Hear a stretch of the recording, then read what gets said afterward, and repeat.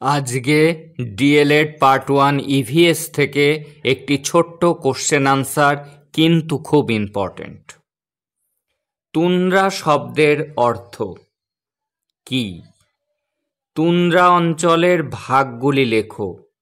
এখানকার উদ্ভিদ ও প্রাণী সম্পদের বিবরণ দাও।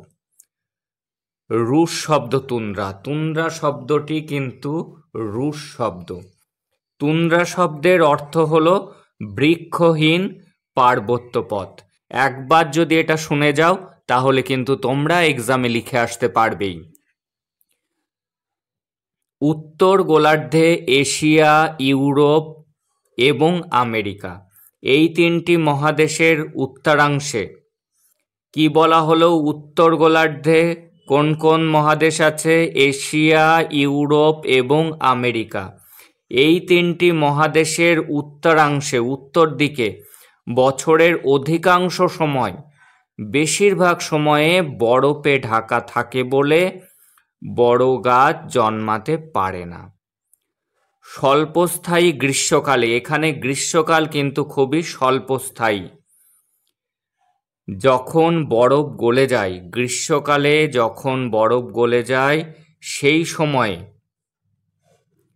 শৈবাল বা শ্যাওলা জাতীয় কিছু কিছু উদ্ভিদ জন্মায় বলে এই জলবায়ু অঞ্চলকে এইরূপ নামকরণ করা হয়েছে, অর্থাৎ তুন্দ্রা।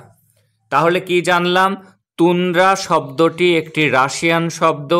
তুন্দ্রা শব্দের অর্থ হলো বৃক্ষহীন পার্বত্য পথ। উত্তর গোলার্ধে এশিয়া, ইউরোপ এবং আমেরিকা, এই তিনটি মহাদেশের উত্তরাংশে, বছরের অধিকাংশ সময়ে বরফে ঢাকা থাকে বলে বড় বড় গাছ জন্মাতে পারে না। স্বল্পস্থায়ী গ্রীষ্মকালে, যখন এখানে গ্রীষ্ম কিন্তু স্বল্পস্থায়ী হয়, যখন বরফ গলে যায় সে সময় শৈবাল বা শ্যাওলা জাতীয় কিছু কিছু উদ্ভিদ জন্মায় বলে এই জলবায়ু অঞ্চলকে তুন্দ্রা অঞ্চল বলা হয়। তাহলে বুঝে গেলে, এটি শুনে যারা নিলে তারা কিন্তু এক্সামে লিখে আসতে পারছই।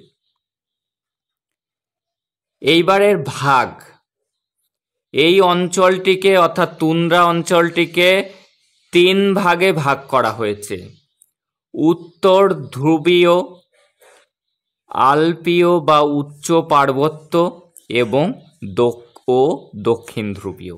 তাহলে এই 3টি ভাগ কিন্তু মনে রাখতে হবে। উত্তর ধ্রুবীয়, আলপীয় বা উচ্চ পার্বত্য এবং দক্ষিণ ধ্রুবীয়, এই 3টি ভাগে এই অঞ্চলকে ভাগ করা হয়েছে।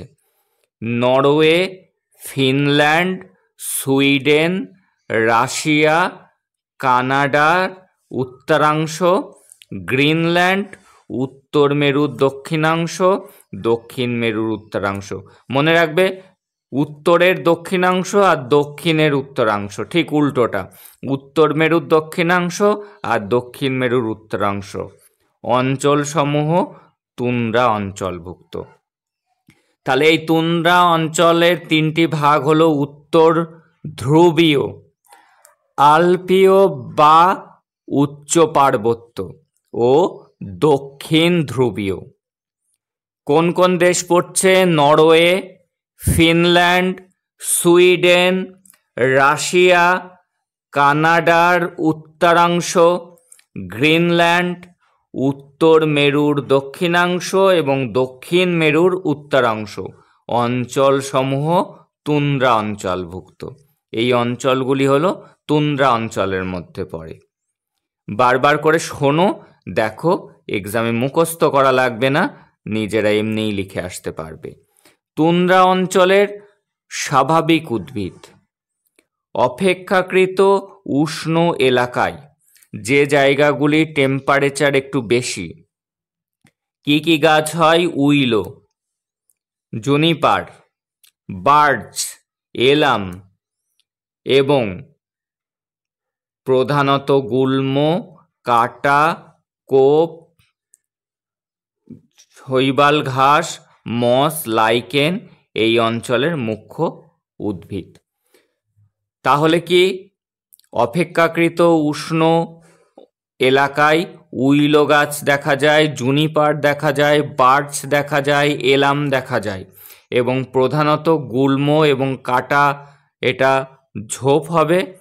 শৈবাল ঘাস দেখা যায়, বা আমরা লিখে দিতে পারি কাটা জাতীয় গাছ, শৈবাল ঘাস, মস্ক, লাইকেন এই অঞ্চলে মুখ্য উদ্ভিদ।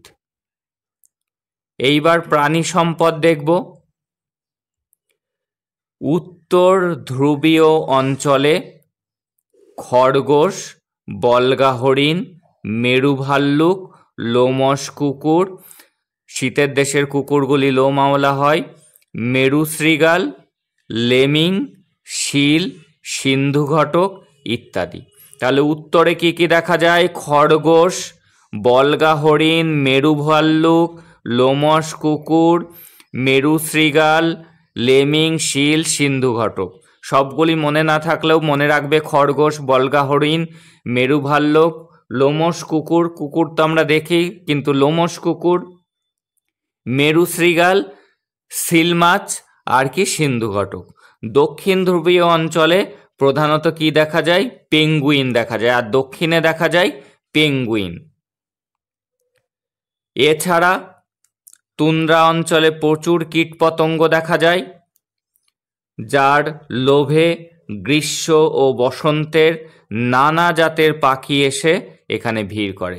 তাহলে কি এই ছাড়াও তুন্দ্রা অঞ্চলে কি দেখা যায়? প্রচুর কীটপতঙ্গ দেখা যায়, তার লোভে শীতকালে নয়, গ্রীষ্মকালে ও বসন্তকালে নানা জাতের পাখি কিন্তু এখানে এসে ভিড় জমায় সেই কীটপতঙ্গ খাওয়ার জন্য।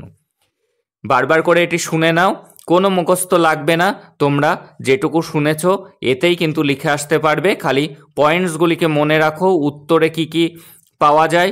উত্তরে বলগা হরিণ, খরগোশ, মেরু ভাল্লুক, লোমশ কুকুর, মেরু শৃগাল, শিল মাছ, সিন্ধু ঘটক। দক্ষিণে প্রধানত দেখতে পাওয়া যায় পেঙ্গুইন, এছাড়া বিভিন্ন ধরনের কীটপতঙ্গ এবং গ্রীষ্মকালে সেই কীটপতঙ্গ খাওয়ার জন্য অনেক পাখি ভিড় জমায়। আর তুন্দ্রা অঞ্চলে কি কি উদ্ভিদ পাওয়া যায়? সেই উদ্ভিদগুলি হলো উইলো, জুনিপার, এলাম, প্রধানত গুল্ম কাটা জাতীয় গাছ দেখা যায়, শৈবাল ঘাস দেখা যায়, মস, লাইকেন ইত্যাদি উদ্ভিদ এখানে দেখা যায়। এই ছিল আজকের ছোট্ট আলোচনা। That's all today. দেখা হচ্ছে পরের ক্লাসে।